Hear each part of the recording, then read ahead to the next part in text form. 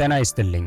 በቀጠሯችን መሰረት ተገኝተናል። ከዚህ በቀደመው ዝግጅት ደስታ ከህይወታችን ሲርቅ አእምሮአችንና አካላችን የሚያሳያቸውን ድብቅ ምልክቶች እንዳሰን ነበር። ዛሬ ደግሞ መፍትሄው ላይ በማተኮር ከጭንቀትና ከባዶነት ስሜት በመውጣት ደስታን ወደ ህይወታችን ለመሳብ የሚያስችሉ በሳይኮሎጂ ጥናቶች የተረጋገጡ 5 መፍትሄዎችን ይዘንላችሁ ቀርበናል። በተለይ በዚህ ዝግጅት የተብራራው አምስተኛው ሐሳብ የደስታ ማግኔት እየተባለ የሚጠራ ሲሆን እያንዳንዳችን በቀላሉ ልናደርገው የምንችለው ተግባር ነው። ይህንን ዝግጅት ሪከርድ እያደረኩ ያለሁት ከቤት ውጭ በመሆን መናፈሻ ቦታ በመሆኑ የድምፅ ጥራት ችግር ካስተዋላችሁ ለዚህም ይቅርታ መጠየቅ እፈልጋለሁ። እስከ ዝግጅቱ መጨረሻ አብራችሁን ቆዩ።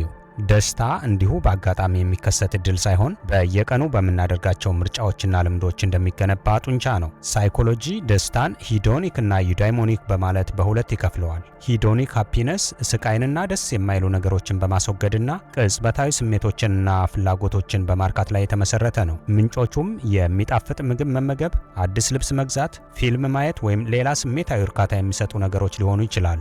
ይህ የደስታ ስሜት ሰልፍ ፕሌዥር ላይ የተመሰረተና ቅጽበታዊ በመሆኑ ያ የውስዋስ ስሜት ሲያልፍ ደስታውን በፍጥነት አብሮ ሊቀንስ ይችላል። ዩዳይሞኒክ ሃፒነስ በአንጻሩ ትርጉም ያለው ህይወት በመኖርና አቅምን አውጥቶ በመጠቀም የሚገኝ ጥልቅ የደስታ ስሜት ነው። ዩዳይሞኒያ የሚለው ቃል ከግሪክ የተገኘ ሲሆን ትርጉሙም በጥሩ መንፈስ መኖር ወይም መፍካት የሚል ነው። የዚህ አይነቱ ደስታ ምንጮች ሌሎችን መርዳት፣ ለዓላማ መኖር፣ የግል ብቃትን ማሳደግና ከራስ እሴቶች ጋር ተስማምቶ መኖር ሲሆኑ መገለጫውም ዘላቂና ጥልቅ የሆነ ውስጣዊ እርካታ ነው። ዩዳይሞኒክ ሃፒነስ መሰረቶቹን በግል እድገት ወይም ፐርሶናል ግሮውዝ እና ለዓለም በሚበረከት አስተዋጽኦ ላይ ያደረገ ስለሆነ ፈታኝ በሆኑ ጊዜያት እንኳን አብሮን የሚኖር ነው። ታዲያ አንድ ሰው የተሟላ ደስታ እንዲኖረው የሁለቱም ውህደት ያስፈልገዋል። ሂዶኒክ ደስታ ለህይወታችን አዝናኝ ቅመም ሲሆን ዩዳይሞኒክ ደስታ ደግሞ ለህይወታችን ትልቅ ትርጉም ይሰጣል።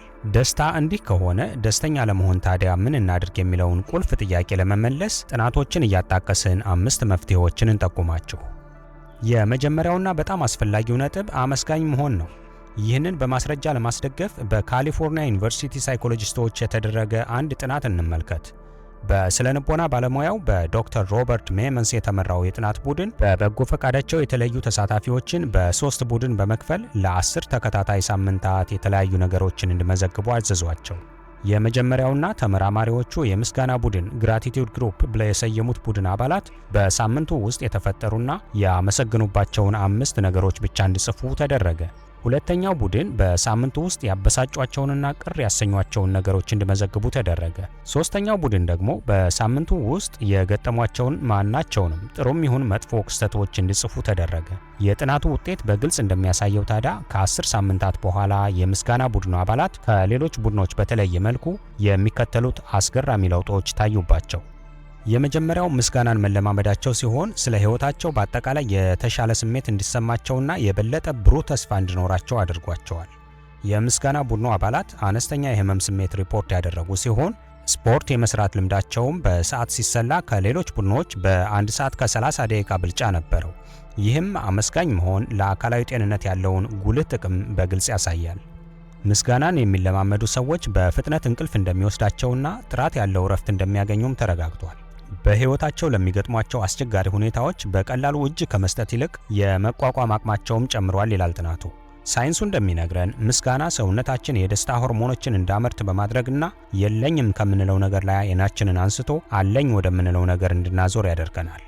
ይሄ ደግሞ የአእምሮአችንን ኬሚስትሪ በመቀየር ደስተኛ እንድንሆን ያደርጋል። በሁለተኛነት የምናገኘው የሃርቫርድ ዩኒቨርሲቲውን ጥናት ነው። ታዋቂው የሃርቫርድ ዩኒቨርሲቲ 85 ዓመታትን የወሰደ ጥናት እንደደረሰበት ከሆነ ለሰው ልጅ ደስታና ጤና ቁልፉ ሀብት ወይም ዝና ሳይሆን ከሰዎች ጋር ያለን ጥልቅ ትስስር ዲፕ ሁማን ኮኔክሽን ነው።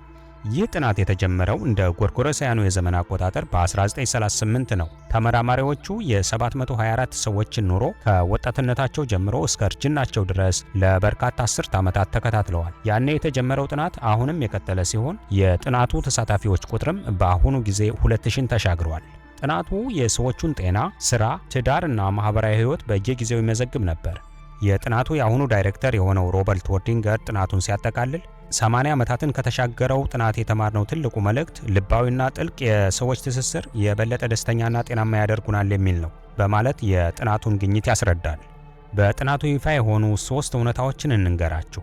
ከሰዎች ጋር ያላቸው ትስስር ዝቅተኛ የሆኑ ሰዎች ደስተኛ ካለመሆናቸውም በላይ በአካላዊ ጤናቸው ላይ ለችግር የመጋለጥ እድላቸው ከፍተኛ ነው። ብቸኝነት የአንጎላችንን አሰራር ቀድሞ እንዲያረጅ በማድረግ የመኖር ዕድሜንም ያሳጥራል። ደስተኛ ለመሆን ታዲያ የግድ በሺዎች የሚቆጠሩ ጓደኞች ሊኖሩን አይገባም። ዋናው ቁም ነገር ከሰዎች ጋር ያለን ግንኙነት ጥልቀትና ትርጉም ያለው መሆኑ ነው። ይህን ሲተነትንም ዘወትር ጭቅጭቅ በሞላበትና ፍቅር በሌለው ግንኙነት ውስጥ ከመኖር ይልቅ በብቸኝነት መኖር ለጤና የተሻለ ነው ይላል የሃርቫርድ ዩኒቨርሲቲ ጥናት። ልባዊ ቅርርብና መተማመን ያለበት ግንኙነት ደግሞ የደስታ ስሜትን ከማጎናጸፍ አልፎ አካላዊ ሕመምን ለመከላከልም እንደ ጋሻ ሆኖ ያገለግላል። በችግር ጊዜ ይደርስልኛል ብለው የሚያምኑት ሰው ያላቸው ሰዎች የማስታወስ ችሎታቸው ረዘም ላለ ጊዜ በጥሩ ሁኔታ ይቆያል። ይህም ከሰዎች ጋር ያለን ጤናማ ግንኙነት የአንጎላችንን ጤንነት ስለመጠበቁ ይነግረናል። ሳይኮሎጂስቱ ዶክተር ሮበርት ወልዲንገር እንደሚያሳስበው ታዲያ ማህበራዊ ግንኙነት ልክ እንደ ጡንቻ ሁሉ ልምምድ ይፈልጋል። ሶሻል ፊትነስ በሕይወታችሁ ውስጥ በጭንቅ ጊዜ አለሁላችሁ የሚላችሁና የልባችሁን የምታዋዩት ስንት ሰው እንዳላችሁ አስታውሱ። በዚያ ላይ መስራትም ይበጃል። እረፍትን በማብዛት ወይም በስራ ፈትነት ውስጥ ሆነው ደስታን የሚያሳድዱ ሰዎች ቁጥራቸው ቀላል አይደለም። የታዋቂው ሃንጋሪያን አሜሪካን የሳይኮሎጂ ባለሙያ ሚሃይ ፍሎው የተሰኘው ጽንሰ ሐሳብ ግን ተቃራኒውን ይነግረናል። ይህ ጽንሰ ሐሳብ በሶስተኛነት የምንመለከተው ደስታን ወደ ራሳችን ለመሳብ የሚጠቅመን መፍትሄ ሲሆን፣ ፍሎው ማለት አንድን ተግባር በምናከናውንበት ወቅት ሙሉ ትኩረታችን በዚያ ስራ ላይ ተውጦ ራሳችንን የምንረሳበትና የጊዜ መሄድ በማይታወቀን ልክ በከፍተኛ የትኩረት ደረጃ ላይ መሆን ነው። ይህ ሐሳብ ከዚህ በፊት ካካፈልናችሁና የደስታ እጦት ጠቋሚ ከሆነው ለራስ ጊዜ ካለመስጠት ፍጹም የተለየ መሆኑን እንድትገነዘቡልን ይሁን። ሰዎች ፍሎው ውስጥ ሲገቡ በአካባቢያቸው ያለው ጫጫታ ወይም ሌላ የሚረብሽ ነገር አይታያቸውም ብቻ ሳይሆን ለእነሱ ሰዓታት እንደ ደቂቃ ይፈጥናሉ። አንድ ሰው እንደዚያ ወዳለው ከፍተኛ የትኩረት ደረጃ ለመድረስ የሚሰራው ስራ ቻሌንጅ የሚያደርገው ሊሆን ይገባል። ስራው በጣም ቀላል ከሆነ ይሰለቸናል፣ በጣም ከባድ ከሆነ ደግሞ ያስጨንቀናል። ከችሎታችን ጋር ተመጣጣኝ ሲሆን ወይም ከባድ ያልሆነ ጥረት ሲጠይቅ ፍሎው ውስጥ እንገባለን። ሳይኮሎጂስቱ ሚሃይ የጥናቱን ግኝት ሲናገር ሰዎች ፍሎው ውስጥ ሲገቡ የስኬትና የመቻል ስሜታቸው ሰልፍ ኤፊኬሲ ይጨምራል። ይህ ደግሞ ደስተኛ ያደርጋቸዋል ይላል። እውነተኛ ደስታ የሚገኘው በምቾት ወንበር ላይ ተኝቶ በመዝናናት ብቻ ሳይሆን የሚወዱትን ተግባር በመለየት ረብሻዎችን በማስወገድና ግልጽ ግብ በማስቀመጥ አቅማችንን እንድንፈትሽ በሚያደርግና በምንወደው ስራው ውስጥ ራሳችንን ስናጣ ጭምር ነው። በአራተኛነት የምንመለከተው ዘ ሄልፐርስ ሃይ የሚባለውን ጽንሰ ሐሳብ ነው። ብዙ ጊዜ ደስታን የምንፈልገው ለራሴ ምን አገኘሁ ለሚለው ጥያቄ በምናገኘው ምላሽ ቢሆንም ሳይንሱ ግን ለሌሎች ምን ሰጠው የሚለው ጥያቄ ለደስታችን የበለጠ ቁልፍ እንደሆነ ያረጋግጣል። ይህን ቁም ነገር ደግነት ወይም በጎነትን በለው ምንም አይነት የግል ጥቅም ሳይጠብቁ ለሌሎች ሰዎች ደህንነትና ደስታ በቅን ልቦና ማሰብና ማድረግ ነው። ሰዎችን በገንዘብ መርዳት ብቻ ሳይሆን ሐሳብን፣ መልካም ቃላትንና ፈገግታን ጭምር መቸር በራሳችን ሕይወት ላይ ትልቅ ትርጉምና እርጋታን ይጨምራል። በሳይኮሎጂ ሄልፐርስ ሃይ የሚባል ጽንሰ ሐሳብ አለ።